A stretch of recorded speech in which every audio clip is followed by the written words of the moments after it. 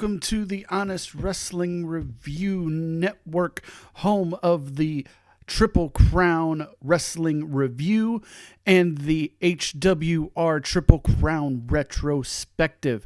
On the Wrestling Review show, the Triple Crown will cover the latest show content for the week, latest news, and rumors in the wrestling industry.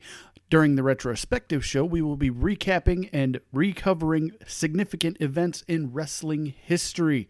Hopefully you enjoyed today's show, and thank you very much for listening.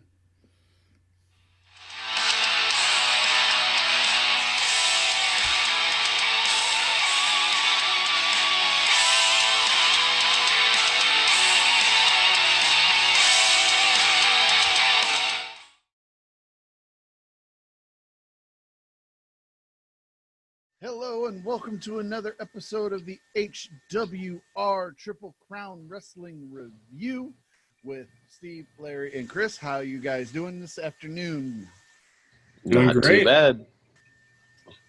Right, perfect. As always, we're going to lead the show off with our show sponsor, KK's Creations.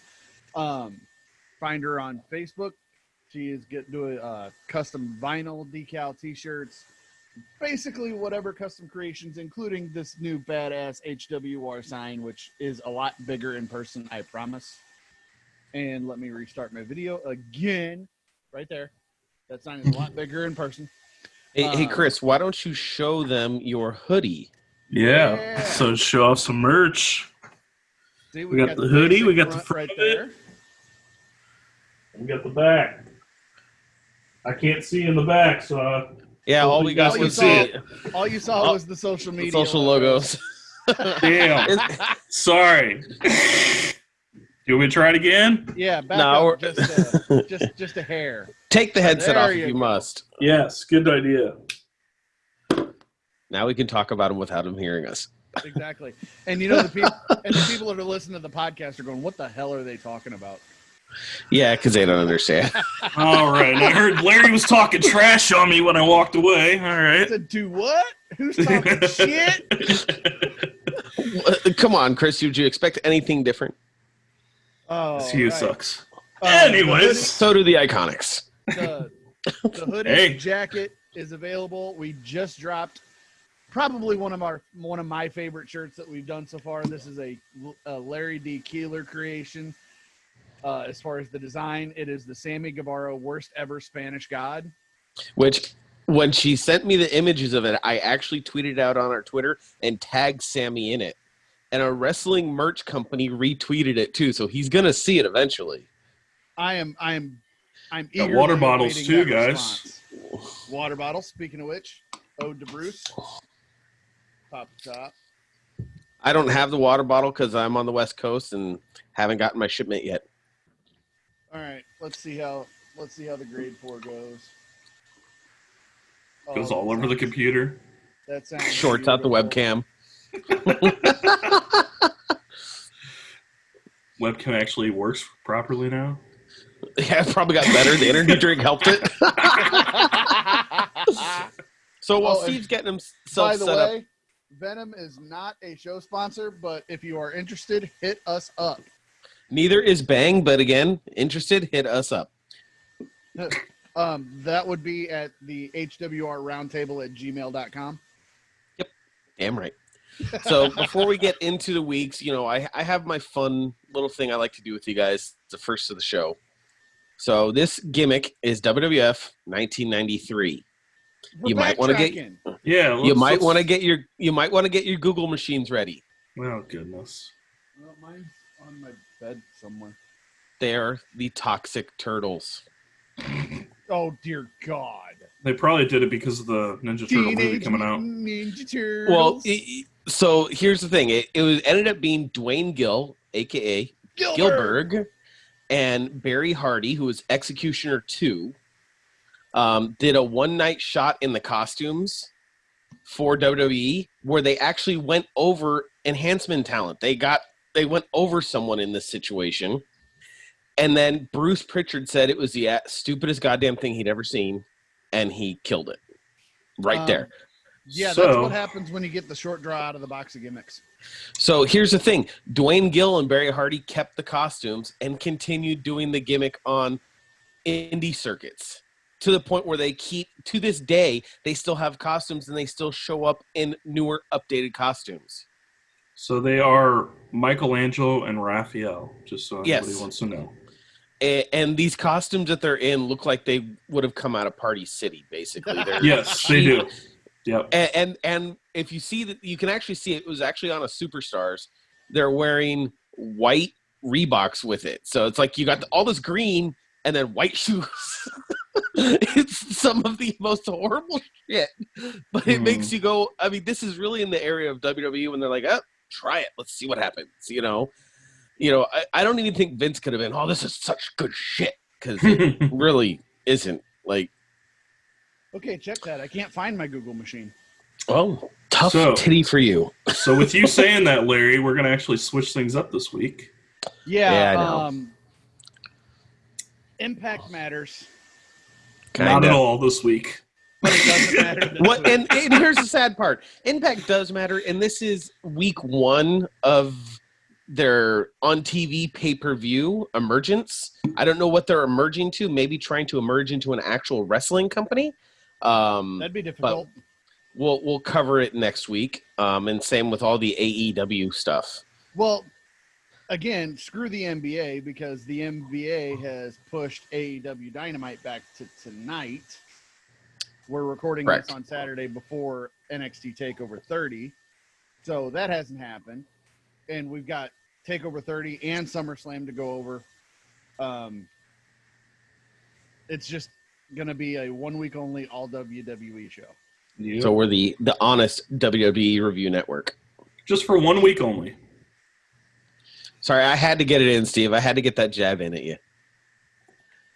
So Yeah, well, it happens. it's I mean, that's what we grew up on. We're all WWE fans at heart. We grew up on WWF. How many of us grew up on AEW? None of us, because it didn't exist. How many of us grew up on Impact? None of us, because it didn't exist. In all honesty, I do look forward to the day that we can do an entire, like, AEW so busy for a week that it's all we talk about for 1 week. They would have to start doing monthly pay-per-views for that. I'm okay with that. Yeah, I'm not complaining about that concept at all. I mean, there's plenty of news on the AEW front going on, but again, we'll focus on that next week. Yep. We will get to it next week. Monday Night Raw, the last show from the PC for the main roster anyway. For a go-home show, I was underwhelmed. A little Mhm. bit. It Yep. had some good moments, but it was mainly like nap material. Yeah, I think I fell asleep right about the Ivar match the first time. I mean, but- and again, we got another like stupid GTV that's not GTV type moment, which if you're going to bring the damn thing back, bring the damn thing back. Yeah, I don't know, man. It's there. It really feels like shotgun booking. Like, let's throw something at the wall and see if it sticks. And it's Well, they sent a report out this week that they're going to get a new head of creative for Raw. Shane Yeah, McMahon. so Pritchard's being awesome. pushed out from running both shows. He's going to focus on SmackDown. And Shane, since he got the idea for Raw Underground, and it's doing so well, give him the whole show. Well, and he also was the head booker for the Men's Royal Rumble this year, which got extremely high praise. So before you shit all over Shane, at least give him a couple of weeks to see what Okay, happens. I don't shit all over Shane. Shane's a hell of a talent. He's grown up in the industry. You know, one of his first professional appearances, he reffed a WrestleMania match. You know, he's a hell of a hand. He's a hell of a talent. All around well-rounded person for the industry. He's just like his dad, and I think he'll surpass his dad in what has capabilities of, because, well, he's not a 70-year-old man stuck in his old ways. And plus, if it wasn't for Shane, we wouldn't have gotten the AJ Styles run that we got from AJ in the WWE, because point. Vince was not very high on AJ at all when he got there, and the two biggest guys that were pushing for him were Shane and Jericho. Good point. Absolutely. Yeah. The thing with Shane, though, is I'm okay with him booking. He just needs to not overdo himself putting himself on TV. He's trying to pull what Vince was doing back in the Attitude Era, and it was shoving Vince down our throat. Now Shane's trying to shove himself down our throat. I actually think that Shane would be perfectly fine staying in Gorilla and not going out in front of the cameras. Yeah, exactly. That's they don't need him to be the evil boss, the evil Mr. McMahon-esque character. I mean, it's all cool to have an authority type figure, but they're doing fine without one right now. Having Stephanie pop up on screen every now and then, or maybe Triple H come in and making a decree every now and then. That's fine, but you don't need a weekly The Authority on TV every week like we had. Yeah, Agreed. The way they're doing it right now, basically being the big brother type, really works. Yeah, I agree on that, and we don't need the greatest wrestler of all time bullshit again. Oh, Jesus Christ. Yeah. That was that was hard to swallow. Come on, I mean, how are you going to make Shane the greatest wrestler of all time? Granted, he's a bump machine. He will take any crazy bump he wants. Yeah. I give him credit for that, but come on. And he wasn't the greatest all time. He was the best in the world.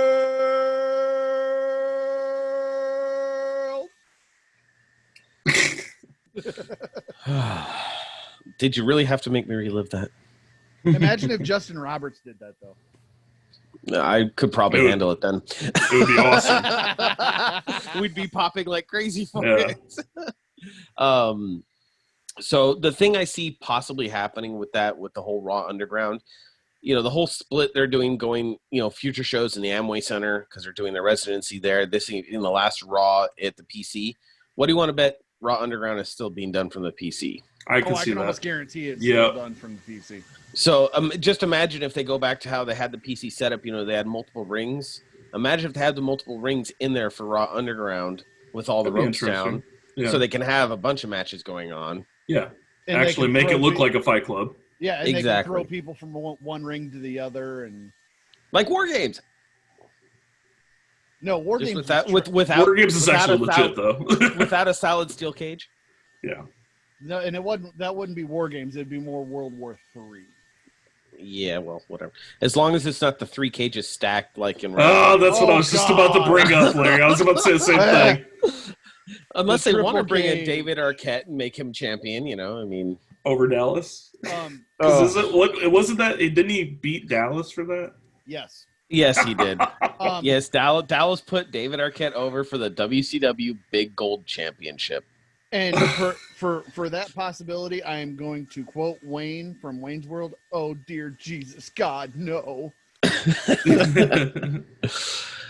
All right, so we should probably get into the actual show and go over what happened on Raw now that we've, gotten into this for 15 minutes. I'm so disinterested, I go away. But no one's complaining.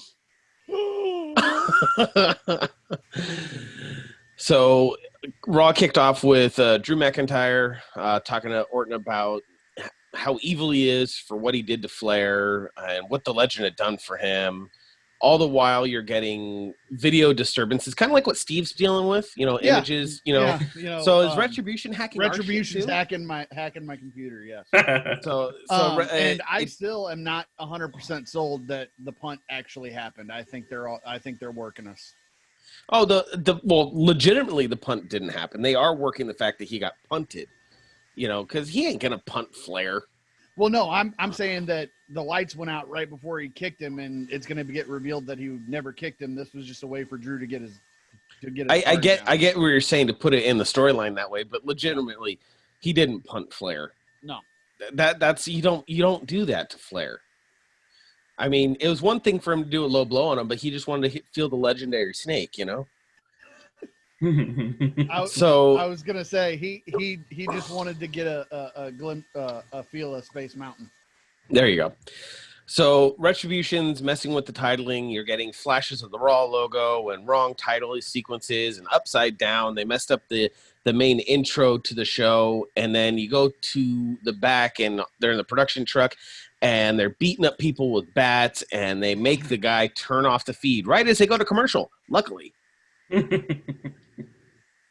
And they're smashing laptops and causing all kinds of ruckus. I don't know about you guys, but I'm already sick of Retribution. As am I. Now, since we're talking about Retribution, there are a few rumors I've heard recently. I don't even care anymore now. I won't touch on one till SmackDown because it's not relevant till SmackDown.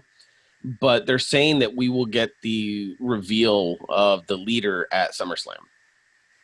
Okay, and once they start revealing some members, I might get a little bit more interested in it. But the number one. The number one rumor for the leader is Ciampa. And I will silently cry. It won't be silent. You'll be messaging us and crying verbally, and we'll have to hear it and deal with it. So it's a bittersweet love for it. I'd be happy, but I'd also be disappointed because this gimmick has been really bad. Yeah, they could be doing it a lot better, but like we even discussed it last week. It's like if you're going to show security footage, have it be security footage. Don't have it be a cameraman running up to them. It just doesn't make any damn sense. I mean, how does Retribution have a cameraman following the whole time if they're anti-establishment? Mm-hmm. And if they're supposed to be sneaking everywhere? Yep. I also don't like the whole clown game or cat and mouse game that you want to call it, where all the superstars last week on SmackDown all came to the ring, and then they magically appear backstage and jump everybody else. It's just dumb. Obviously they have access to the building if they know how to get from one part of the building to the other. Granted, at the Performance Center, it's just a giant curtain blocking the two sides of the room. But the other part of it is it's like, okay, all the superstars are out in the ring, so we're just going to beat the shit out of the only people that are left back here, which is lonely little referees. Production assistants, and then one person sneaks out, lets the superstars know, they all run, and they're miraculously gone. It's just dumb. See, now if I'm gonna jump to SmackDown, but like, no, don't just save it. Don't just. But I'm gonna Caesar Milan you, okay? But zip it good.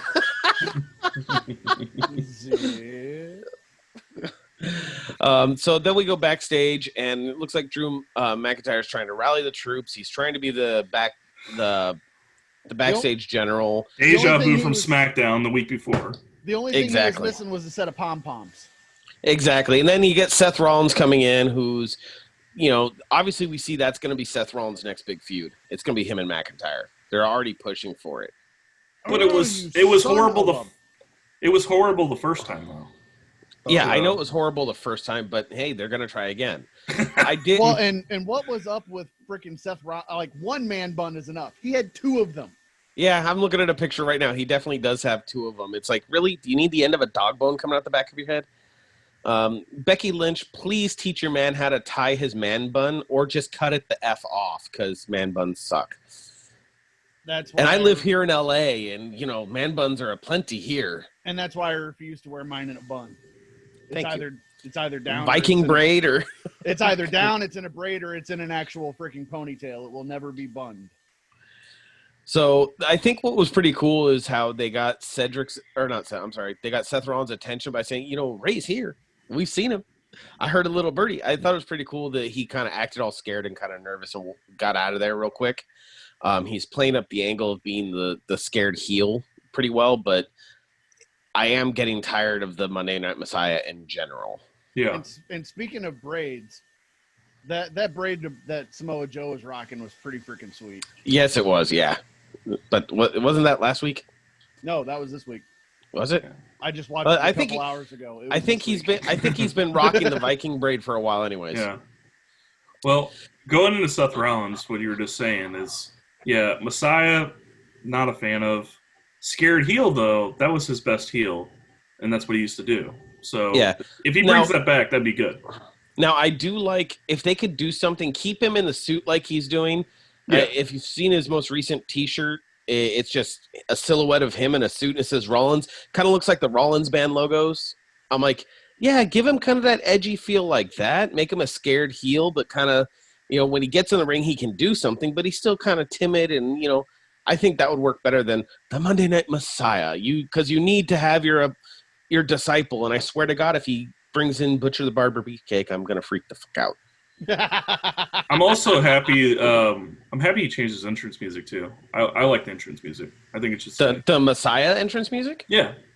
I actually missed the Burn It Down. The second coming. I miss it at this point. I just got tired of it, so he needed to switch up on that. I even have it in my playlist for because it's just one of those I love hearing it at the right time. It was great, but it was overplayed. So I'm glad they switched it. Well, when he came out 4 times in a single Raw, Yeah, exactly. And got his music played twice every time he came out, so you heard it for a total of like 30 minutes every Raw. Yeah, I get what you're saying.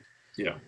But yeah, if he could get like that kind of authority type heelish, like when he had J&J Security. Yeah, that was awesome. Yeah, exactly. That was great. Perfect. He needs to be more like that. Get rid of the Messiah thing. Keep Murphy with him. And have him have a stable. Gets off but suspension, those are your 2 henchmen. Exactly. That's the way to do it.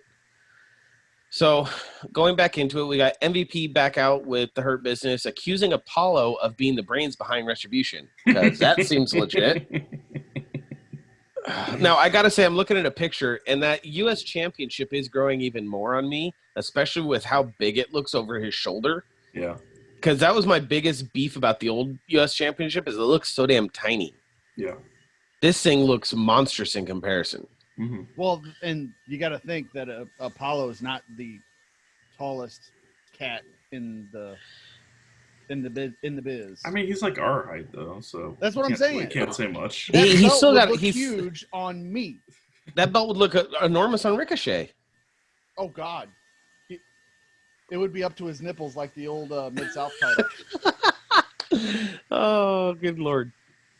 All right, so then we get Apollo shutting him down, and then they said if he could beat Shelton Benjamin tonight, Lashley and Benjamin will be banned from ringside on Sunday, which I think is a cool stipulation because it's actually going to make it more of an actual match. But they're still going to find I guarantee there's going to be some kind of screw job in that. There's going to be another member of the Hurt Business. That's my I'm sitting there the same way. I'm good with that. So the match wasn't bad. You had some running interference with, you kept seeing R-Truth coming in. Benjamin managed to get his 24/7 title back, though. Mm-hmm. Twice? Yeah. But your eventual result in the match was Apollo Crews defeated Shelton Benjamin, banning the Hurt Business from ringside. So we're supposedly going to have a straight-up match. And for the love of God, think of something more creative for Lashley than the full Lashley. The dude is an MMA fighter. He's huge. He could probably do something insane. Give him some cool powerbomb finish. Give him some big man finish. Hell, have him do the Razor's Edge. The full Nelson's fine. I have no problem with him using the full Nelson, but give it a more creative name than the full Lashley. Because, I see what you're saying. Because if I've had a few, it's like the full Flashly. Yeah. I'm sorry. I just don't see the full Nelson as a viable finish because it's kind of easy to get out of. Well, I see it as a good finish because you Lashley. can ragdoll somebody with a big man like that. You literally make you can do that. So. You can do that with a bear hug too. That was Andre's go-to move when he got tired. Exactly. Bear hug. Just crush his ribs, crush his lungs. That's more of an announcer thing. It's like, okay, I'm getting gas. We're going into the bear hug for about 5 minutes. If Monsoon or McMahon were not getting behind that back in the day, it didn't look that brutal. But the announcers made it seem more brutal than what it really was. Oh, I agree with Visually, you, but it is being a big man like he is. I mean, you look at Brock. Would you want to see Brock put someone in a full Nelson? No. I wouldn't mind it. Yeah, I wouldn't mind it. I don't mind ragdoll submissions instead of a spear. I don't like spears. Okay, fine. I agree with you. Spears are overplayed. Yes. But have him do Taz's old submission. A better submission than finish. Sorry. You're not taking my finish. But Taz is going to come after you for gimmick infringement if you're claiming it. But if I remember right, Taz's submission is somewhat near Joe's submission, right? No. It's similar. It's done a little bit differently, but it's similar. Similar idea. It's a little more of a complex setup. It's more of a full Nelson go to the ground type of thing, right? It's like a half Nelson sleeper in the same move. Okay. Because you and got then the he rear could naked choke, but you got the guy's arm up. Yeah, arm as a half instead of a full. Okay. And then you could easily turn it into a suplex from there, which Taz did multiple times. I was going to say the Tazplex. The T-bone Tazplex. Get it right, motherfucker. Before Taz comes in screaming FTW and puts you through a table. Oh, see, that would be my submission finish. I've been trying to sell my actual finish move to Danny for like a year and a half, and each time I pitch it, she's interested in it, but she hasn't tried it yet. And that's remember the old WCW like mafia guy who did the roll of the dice. Vaguely. Okay, so this would be a lifted roll of the dice. You'd roll them in a reverse suplex to about 3/4 of the way. Then you make a turn, and as you make the turn, you let go of the trunks and into a diamond cutter. That's not going to be the easiest thing for someone to pull off. You have to, whoever you're doing it to, you have to trust that they know how to move their body. Well, yeah, I mean, but it's kind of like with AJ Styles with the Styles Clash. Not right. everyone can take it. Right. It's not that dangerous of a move because if you break it down, all it is it's a reverse suplex with a twist. That's all it is. If we're going into fantasy submissions, I know we're getting a little sidetracked. My favorite submission was always the Regal stretch. Way underplayed. I don't know why. It's an STF. I'm a huge fan of the figure four. Always have been. Flair obviously does it the best. My only problem with the figure four, it was always so gimmicked. If you know how to do it, it actually hurts, though. I'll tell you that much. Oh, believe me, a lot of us figured out ways to actually do it to where it actually did cause you pain. And if you tried to reverse it by rolling onto your stomach, it hurt worse. Yeah, it didn't reverse the pain to the other person. No, it made your pain worse. It made it worse. So that was always one of my favorites. Also, the sharpshooter was great. I love the sharpshooter, but that tells you the generation of wrestling we grew up in. My other one was the Texas Cloverleaf. I loved Malenko. So yeah, that's a good one too. That's a good call too. Yeah, so there's plenty of submissions, but I mean, we've gotten way far off track. I just think realistically, for someone like Lashley who has the reach, they could do something better than a full Nelson. Granted, I get what you're saying about the name is horrible, but they could do a better actual submission hold. I'll change it for you then. He could do it like what the Patriot used to do, and I'm pulling out an old school guy there. What did the Patriot used to do? Full Nelson slam. I was just saying. I'd be even better with that. Turn it into a slam. Yeah, that's even better. You ragdoll him up, and then you just one-hand him down. One-hand him down, exactly. Yeah, I'd be fine with that. That would make more sense. You grab him, ragdoll him for a minute, and then just power him down to the ground heat, and that puts him out. Or you could do like a full Nelson into like almost a glam slam, where you drop him face first. That always looks like a cruiserweight move to me. I get what you're saying, but anybody would look like a cruiserweight compared to Lashley. Yeah, so it would work. I just feel like always like cruiserweight type of people do it, except for Beth Phoenix. But you know how Beth underhooks the elbows and lifts them up. Do the same exact setup except in a full Nelson, and then boom. I can see where he's coming from with that. Again, it's just I think the full Nelson they're trying to oversell it. The last person to do the full Nelson that they tried to oversell was Chris Masters. Or they could simply. Hey man, the Master Lock was badass. I was to say, where's it now? Locking up my storage unit is where it is now. I just remember them hyping it up so much. They had so much hype on that. A full Nelson into like a tailbone crusher. Yeah, the Bubba one was great. Even have him do that if Bubba doesn't get pissed. All right, so let's talk about this Bachelor chick. Where did she come from? So she's actually she was one of the I bet she's from contestants on The Bachelor. Yeah, but how is she just randomly on TV flirting backstage? It makes no sense. Because Bruce Pritchard loves bringing in celebrities of some kind. And in the current, Rona Wrestling, One. Hey, that was a long time to one. They have to do something to bring someone in, and it's giving, because honestly, the way I see SummerSlam going and the way I see the storyline going, Angel Garza and Andrade are getting the titles. I see that happening, and their feud right after is going to be with the Raiders. So this is feeding into that feud because Ivar and Angel are feuding over the affections of this girl from The Bachelor. Yeah. Honestly, any wrestling fan. Who is a wrestling fan that watches The Bachelor? That's the thing. They're trying to tie in our wives or our significant others that watch that crap when we're watching wrestling. But Bachelor's on ABC.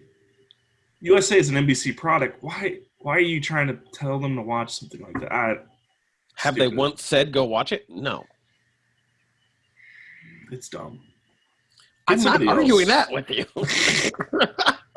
Somebody else. I'm just saying another actual female wrestler could have been involved in the storyline if they were going to do that, Yeah, they could have pulled someone up from NXT. They could have pulled someone over from Shimmer. They could have done any number of things. Correct. I agree with you. I'm not saying I agree with what they're doing. I'm just explaining where it's happening. Oh, I get you. And I'm not yelling at you. I'm just yelling at WWE. You hear me, Bruce? Listen. Okay, so this goes into Angel versus Ivar. It was a match. I was gonna say it was a time filler. But we did get footage of Angela Dawkins backstage talking with Demi about the whole, we saw some footage out there that's not going to be too good for Zelina Vega and all this stuff. And I like the fact that Joe really put it over. I've seen the footage. I've seen it. It's damning. Well, and the thing is everybody already knew Zelina Vega did something to Tez's cup. It wasn't a surprise. Right. But that I like kind of how Joe's putting it over. The execution of the whole storyline is kind of It's bad. Yeah. The other weird thing about it is when they actually showed the footage of her doing the poisoning, you would think Bianca Belair is just going to come out of nowhere and beat the shit out of her, and she's nowhere. That comes later. I mean, but in that moment of him showing the video of the oh damn moment, she should have came out and jumped her. Is you couldn't use her there because you had to have that return moment for Tez. Right. So you're going to get the return of Tez. You're going to get the big appearance, and that's where she's going to do it. That makes more sense. Having her attack her backstage does nothing to build the return of Tez. Okay. So then when we get back from commercial, they show the footage, and this was such – you could tell it was regular camera. You could tell it wasn't security footage. It was so purposely done where it was over from behind her. It was overacted the entire. Yeah, it's her back overacted more than her face does. Yeah, Dawkins was probably the cameraman on this. What is this proof that I've got a great jacket? Pretty much. Alistair Black's sitting there. Oh, that's good shit. Oh. So yeah, and then that's when we get the official whole fight coming down. It's just pushing the whole feud for the tag belts. That's all it's doing. Which obviously, since we know who's going to survive or SummerSlam, we know that's where it's going. Then we get my bathroom break match, which was Mickie James versus Natalya. Which, definitely.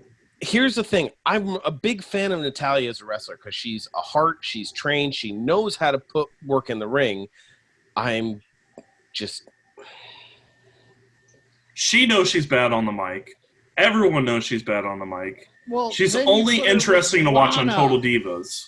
Yes. Or her Instagram. Lana. Yeah, and then you put her with Lana, which is done too. So Natalya defeat Mickie James at least. She got the win. Thankfully, she didn't. But anyways, that. Then we get and their whole gimmick is based on TikTok. Let that sink in for a minute. Not Mr. TikTok, but the actual app. Which we don't condone the use of. Just getting it out there. That we do not have a TikTok. That's not part of our social media profile or portfolio, and we will not have a TikTok if I have anything to say about it. And plus, I don't think our 3 lives are interesting enough for China to spy on us. This is very true. This is very true. All right, so this takes us into Bayley and Sasha versus Shayna Baszler and Asuka. The golden role models. You got to say that, man. Golden role models. Because they had this big interview segment before this match even started, so I was like, "Oh, they're in the ring. They have mics." Fast forward. Mute. Yep. So it wasn't, they're pushing storyline. I get it. This is the go home show, but in the end, Baszler taps them out. Okay. Again, I didn't even see the finish. I fast forwarded until it got to the commercial, and then I fast forwarded the commercials and resumed. They're such a mess with Baszler right now too. They have no idea what they want to do with her. They have no idea what to do with her. One of them 2 belts. Believe me, she gonna get one of them 2 belts. We'll get into that in the predictions. Honestly, I see something different happening. Backstage, Cedric was left out of the tag match they set up for later tonight. They're doing a 6-man tag, and he's left out because of his shoulder injury, is what they're claiming. And he's feeling bummed out, and backstage, Drew McIntyre's talking to Shawn Michaels. Shawn told him to not blame himself for happening to Ric Flair, and he, give him his space. I'm like, Shawn, you just need. I get they're trying to get star power for the go home show, but, and I get it's because he was the one that retired Flair. Just seeing the old Shawn Michaels like this, it kind of makes me feel bad for him. Yeah, I saw a meme on Facebook earlier this week that was really, really spot on. It was a picture of Shawn in the corner with his head on the bottom buckle, and it said, "Since when did he turn into this guy?" And it was a picture of Old Man Marley from Home Alone. Oh, Jesus. Yeah, he's just got his Grizzly Adams beard going on. Now, mind you, we're all, got our beards going here, but Grizzly Adams had a beard. Grizzly Adams did have a beard. Oh, good Lord. We then see the Riot Squad backstage, and Iconics crap. It's fast forward. Yeah. Forward. Good God. I mean, it'd be one thing if they were doing the tag titles between these 2 teams. Yep. Nope. But no, they're on the golden role models. Yep. I agree with you on that. Wouldn't make it any better. Because Riot and Liv Morgan could, if they would work with them, have Jesse James work with Riot and Liv Morgan, they could be the female version of the New Age Outlaws. I can see that. Do it. Like, seriously. I don't see why they don't. You could, and Ruby would be the road dog part of it. Oh, yeah, you didn't know? Because, Liv would have to be Mrs. Ass. Oh, absolutely. Yes, please. So that led to a match between Peyton Royce and Ruby Riott. Just another women's match. It ended up Peyton Royce winning because of misdirection between Ruby Riott and Liv Morgan and creating dissension between them. I see him going into a feud match probably at Payback. Who cares? Yeah, right. And, oh, wow. Sportskeeda gave this match a B-. And that's the other thing is Payback is going to be so bad. Yeah, it's too quick. It's how long do we have between SummerSlam and Payback? It's like a 1 week. Yeah. 1 week, like literally 7 days. How do you set up a big event in 7 days? So dumb. I mean, look at AEW. They do what? 3 months to set up for one pay-per-view? Yeah. 3.5. That's how you do it. That you build long story. 4 weeks is pushing it. Yeah, agreed. But 7 days? I'm sorry. Well, they should have did. They should have did like TNA from when they first started and doing weekly pay-per-views. Yeah, they should have did like the Evolution around this time. Because Yes. you guys have been talking about Evolution. They should have saved all the women's matches for an Evolution the week after. Well, and see, that's the other thing, too, is they're still talking about doing Evolution 2 from the PC, which is one of the things they push to get Raw and SmackDown and everything else at the Amway Center. Mm-hmm. Yep. But anyways. All right, so this takes us back into Raw Underground. Yay. So we actually end up in a challenge match of after Eric destroyed a local competitor, as they say, enhancement talent, or Squash match Jabba. Jobber from, the PC. Jobber So- to the stars. What about Al Snow? No, that was Job Squad for life. That was Leaf Cassidy. Marty Jannetty's second partner? Mhm. Okay. The so you New end up with... Rockers. Oh, Jesus. Yeah. So you end up with Eric challenging Dolph Ziggler to a match. Yeah.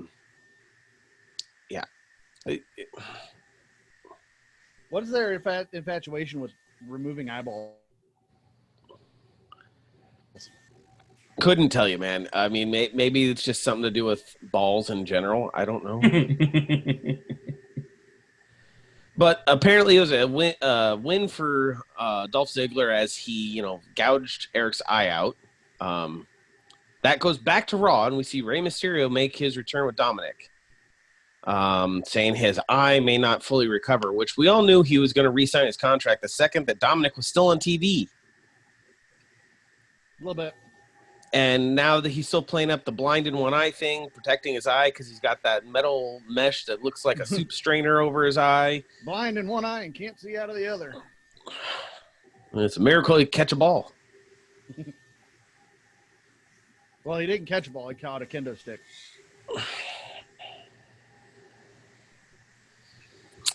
Just saying. So it's pushing for the match. We're going to get Dominic's first official match at SummerSlam. Ray's in his corner. It's just, I'm really over this story, and I can only see it going one way, honestly, and that's going to be Dominic turning on his dad. Well, and that's the other thing is I'm hearing that, like, this first official match, before it even starts, he's getting a name change and getting a mask. Yeah, he's getting, like, I've already seen sneaks of his gear. He's got the Mysterio eagle thing that Ray has on his mask. They're putting him under a mask, and he's going to get an actual gimmick, which is probably the gimmick his dad wants him to have. It's probably something based on the family. Prince Mysterio. Something like that, But honestly, I see it where I see it going is I see him turning on his dad, joining Seth, and then him feuding with his dad for a while. It's the only way I can see it working. Because are they going to put him in the Lucha House Party and bury him? If you wear a mask, you got to be a Lucha House Party. Well, he could be the muscle of Lucha House Party. Okay, so here's how it works. They win. They walk off. Storyline's over. They join the Lucha House Party, and Ray is the manager of the Lucha House Party. And they're now the Four Horsemen Lucha House Party. Well, there's some dissension going on in the Lucha House Party. Spoiler. So maybe that could happen, but no, I don't know. So I just again, I agree with you. I like what you're thinking on that. I hope they do something like that. So the storyline, I'm getting burnt out on it. It's It's about as useful as a platter of runny ranchero. As Jim Cornette says, it's about as dry as a plate of piss. Hasn't this been going on since after Money in the Bank? Yeah, it's been going on since Rona. But yeah, it's as bad as runny huevos rancheros. Gross. All right, so we go backstage, and MVP trying to get Cedric to join, the Hurt Business again. Give wink, it wink, up nod, already, nod. MVP. Jesus Christ. He might join it. Yeah, that's what I'm thinking too. So we go back into Raw Underground. This time we see Riddick Moss and Arturo Ruas. I Yeah. don't know if you guys... Yeah, he's an NXT guy. Huas. Okay. And so this was actually badass. I enjoyed this. Yeah, this fight was pretty good. I mean, as staged as it was pretty entertaining. And Shane was popping for it pretty hot. He said, somebody give me a Kleenex and a cigarette, please. Giggity, giggity, goo! Uh-oh. This takes us into the six-man tag, which is MVP, Bobby Lashley, and Shelton Benjamin against Ali, Ricochet, and Apollo Crews. I mean, it's your six-man tag to push a storyline. Realistically, that's all this is. I was to say, like I said with Shane wanting the the Kleenex and a cigarette, this is a Kleenex and a tear. Yeah. Just give me my pillow and a blanket. It's nap time. Because that's literally what happened. I woke up partway through this match when Cedric became the new 24/7 champion, which was entertaining. I enjoyed that little part of it, but then I realized the six-man tag match was still that going whole on. 5 seconds. Yeah, because Shelton gets it back.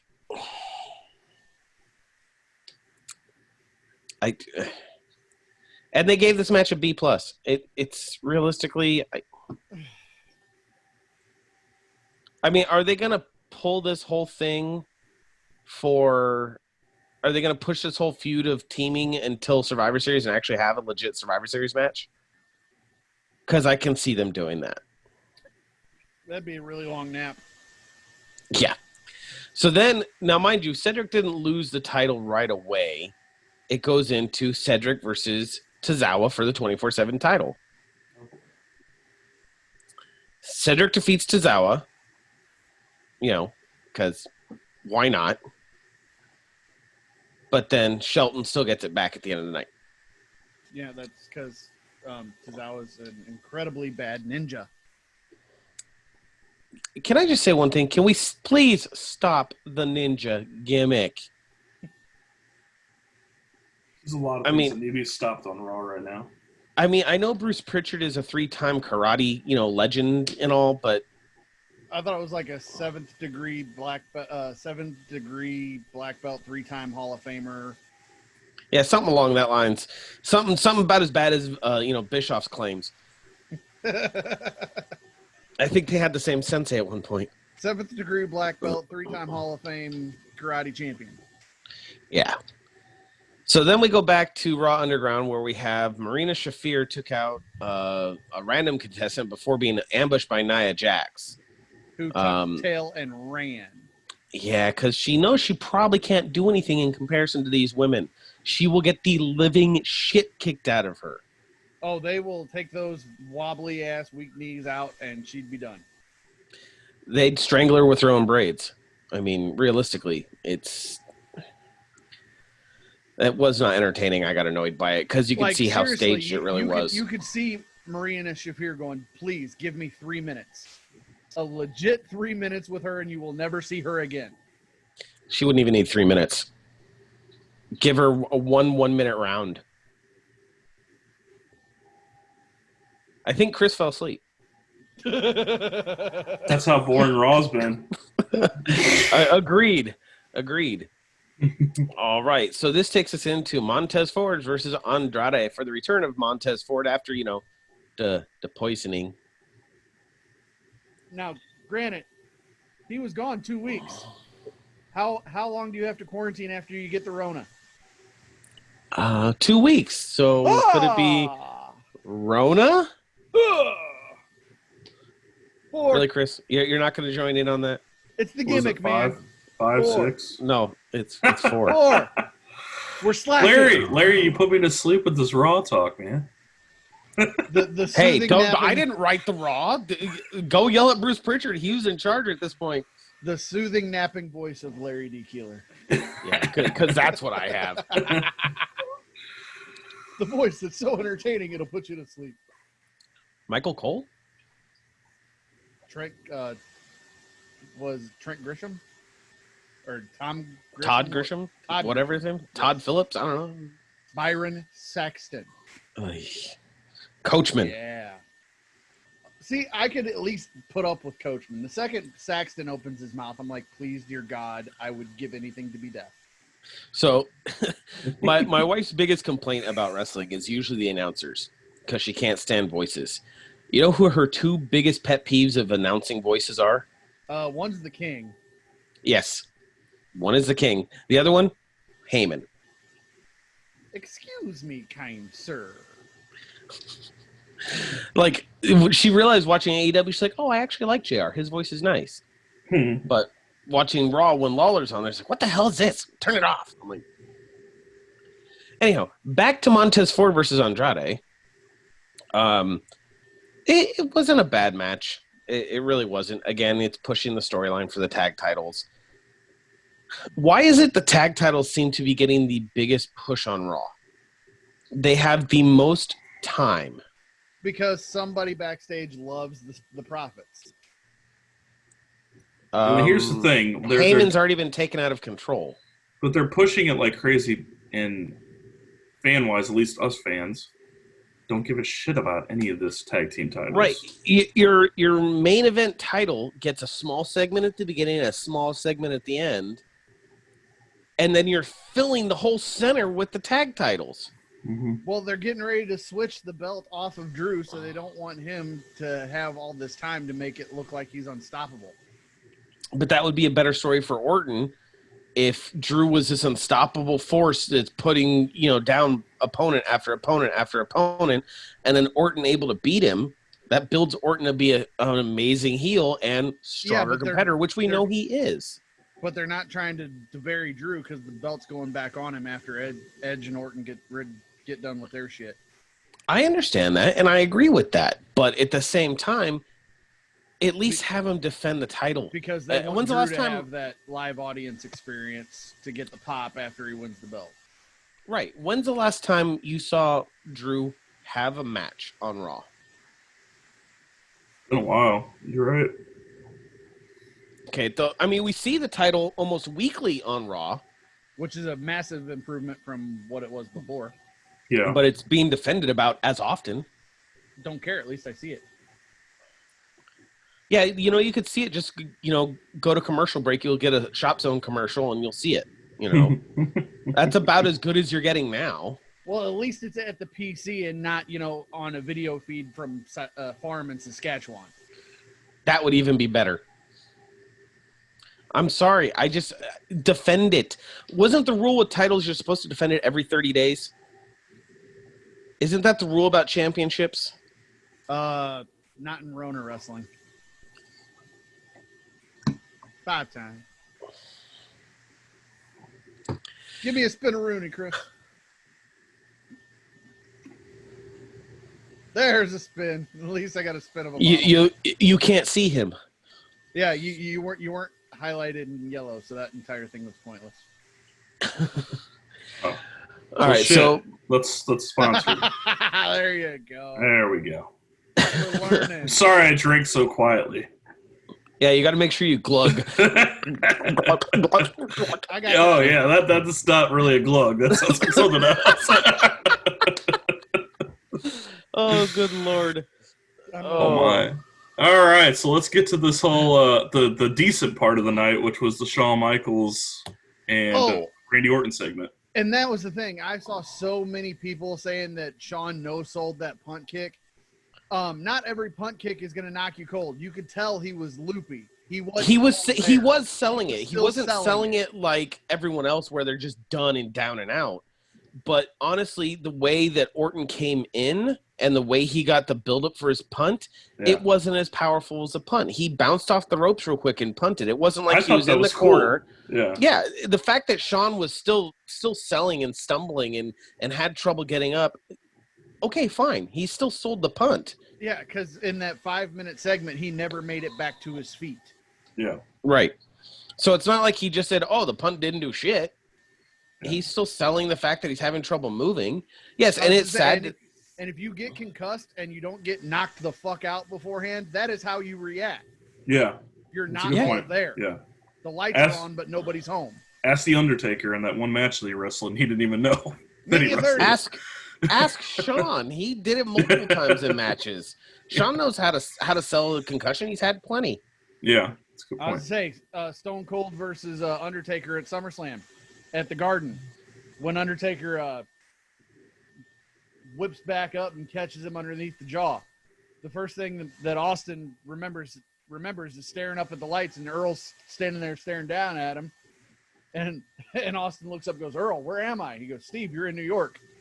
And Austin's response was, "Really?"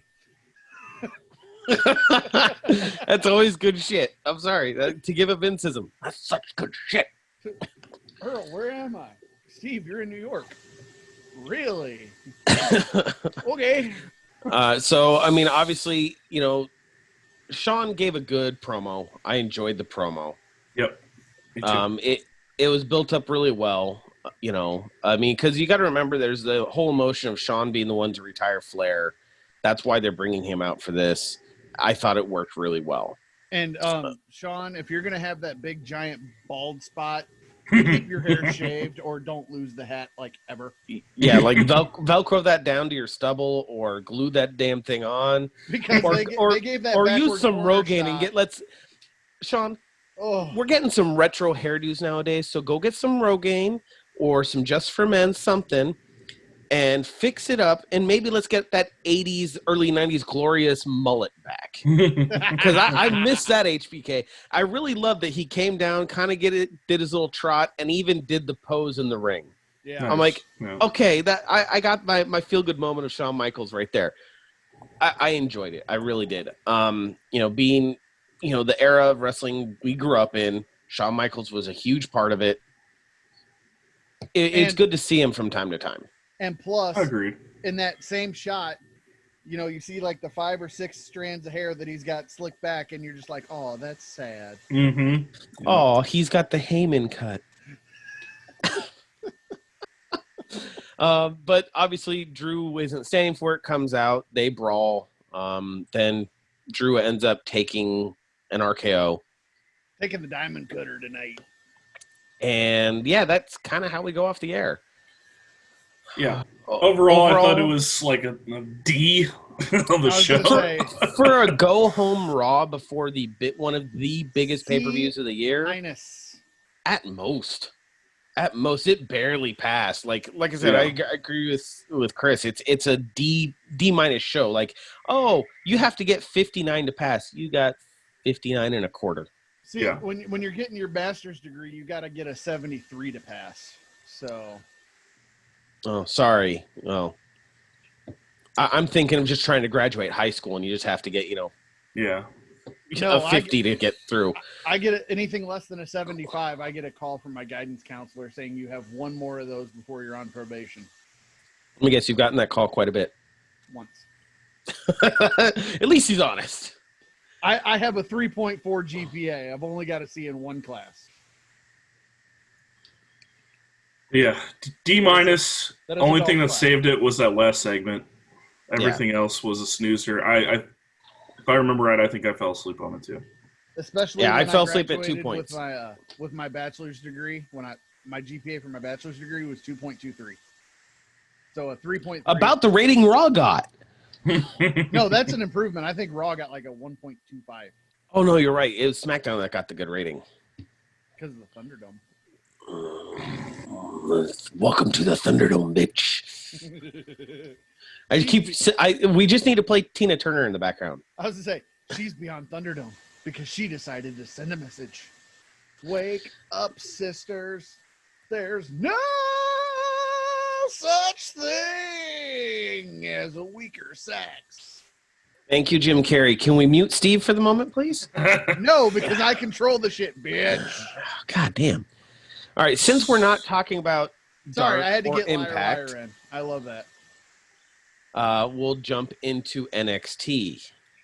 Question about NXT: are we going to go over predictions after NXT, or are we going to wait until after? I say we let's do. go I after say we do. SmackDown. I say do the predictions for the events after the weekly shows.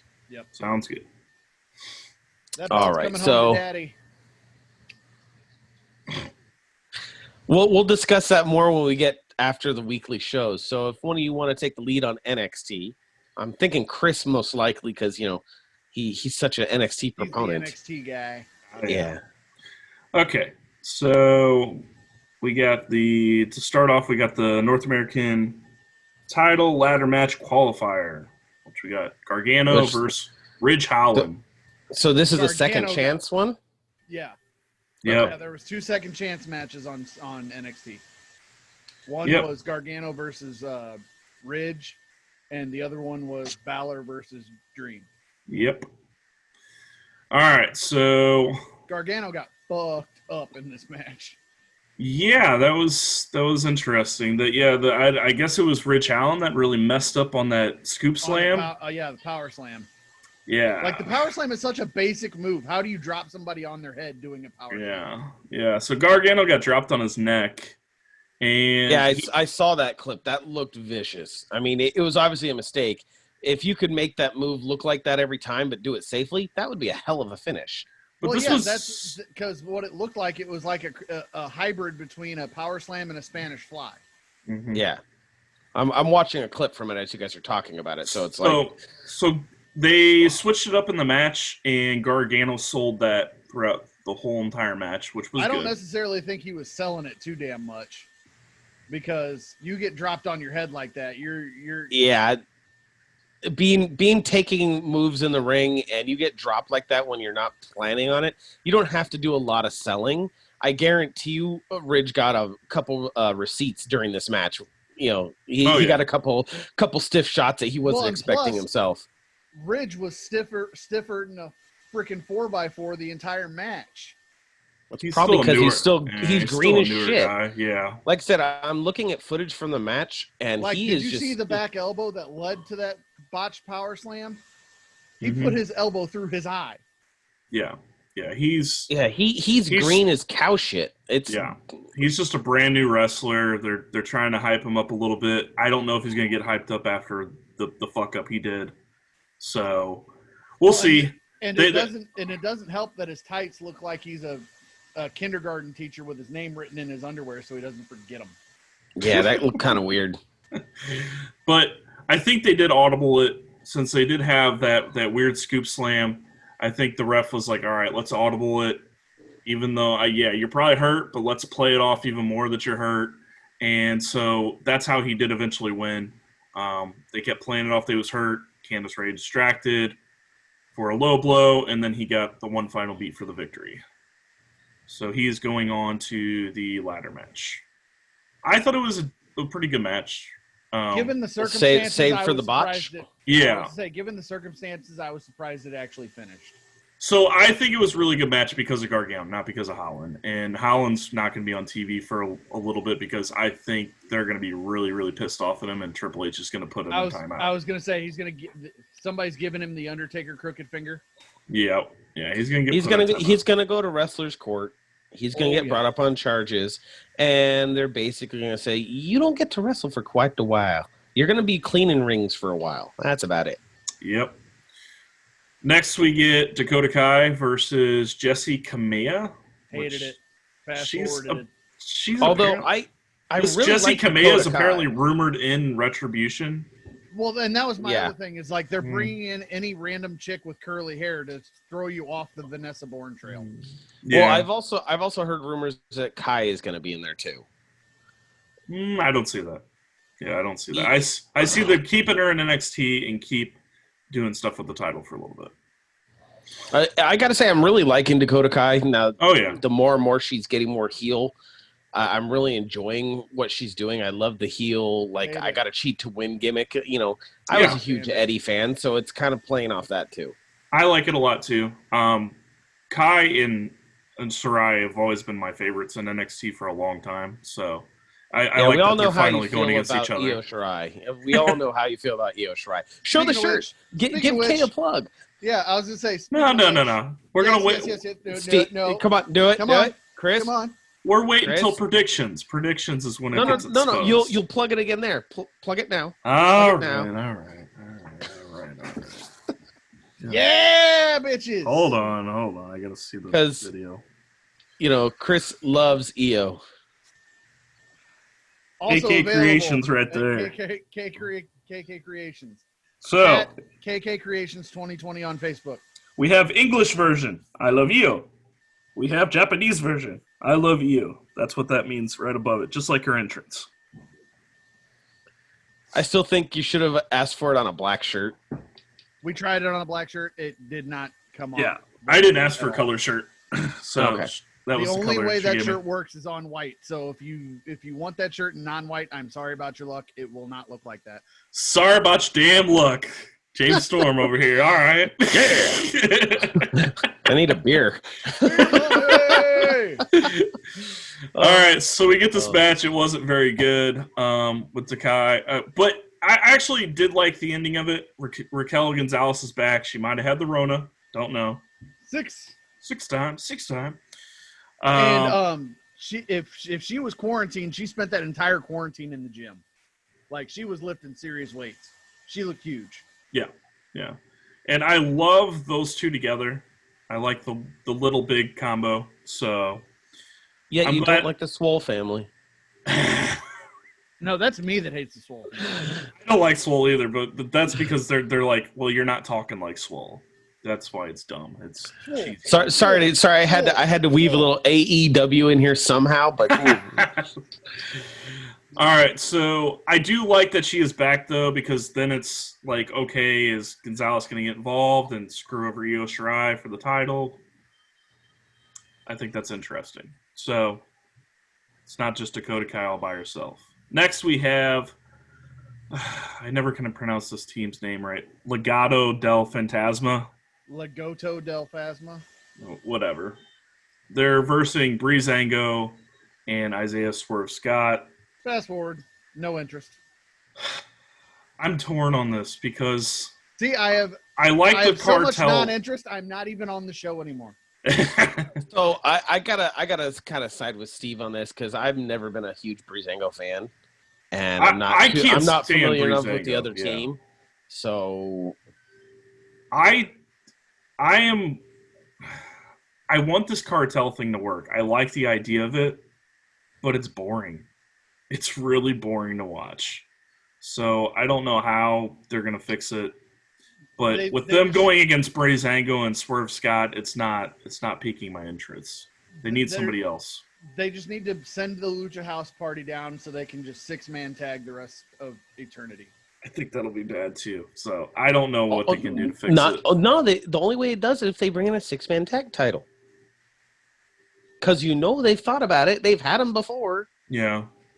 They just need to go over. They just need to go over to Jim Cornette's house and pull the 6-man title out of his attic because he has the original, and just bring it back to Raw. The only other thing I could think to make this heel faction interesting is if somehow, because they're kind of going this way, Undisputed Era does turn face and they rival with Undisputed Era. That's Undisputed Era really pulling for these guys. That's the only thing I can think to fix it. I honestly can't see Undisputed Era going face, and honestly, the way things are going, I think they're going to kill the UE, honestly. I can see that too. Yeah, because which nobody wants, but I can definitely see that. No, they're going to kill the UE because they're killing Adam Cole on his way out.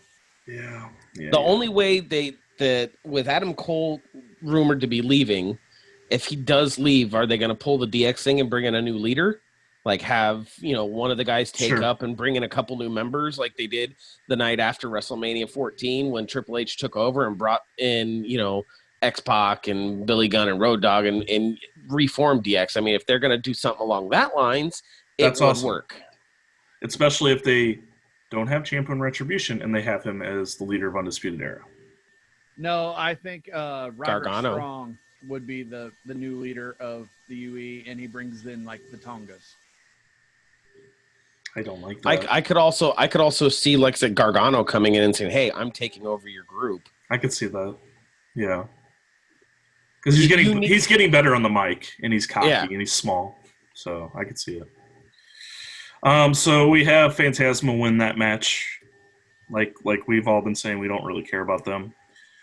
And I say the Tongas because they are like the last of the Bullet Club not to come over from Japan. And I don't think they want to, honestly. They have a really good setup over there. and I also don't think they need to go to AEW because AEW is already packed to the gills with tag teams. So the only place for them to go would be NXT. I Impact. thought I mixed up what you were saying. I thought you were referring to those other guys, that new big tag team that's in NXT. You know what I'm talking about? That has the little manager guy. Yeah. Yeah, that's who I thought you were talking about. I was like, ugh, gross. No, I'm Come on, talking and about- honestly, I'm talking about if the Tonga brothers, if the Tonga brothers are going to come, being that they're Bullet Club members, if they're looking for somewhere to land, they're probably going to try and land them at Impact, considering the Good Brothers are there. I can see that too, but Yeah. I'd want them selfishly. I'd want them on NXT. So after that, we get the face-off between Pat McAfee and Adam Cole. And McAfee's getting 2 cease and desists. He's taking Cameron Grimes to the moon gimmick, and he's taking Randy Orton's punt finish. Yeah. So Basically, this whole segment was McCaffrey brought out he brought out his guys, some former NFL guys, AJ Hawk and Butler, I would Deion love Butler. to see AJ Hawk get in the ring. I don't know would who love that. to see him train. I have no idea who the fourth guy was. It was just some bearded fat man that was with them and his crew. I think he's their audio guy on the podcast. Yeah.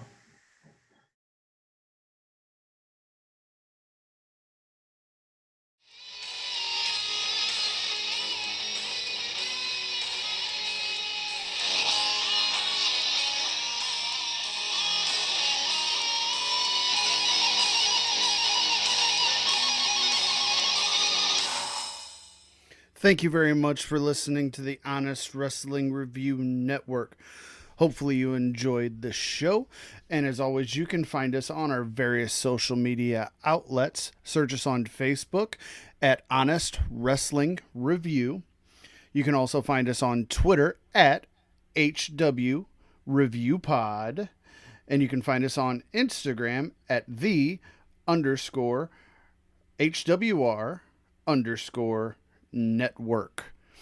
If you have any ideas for a show or recommendations for a topic, please feel free to send us to us on those various social media outlets.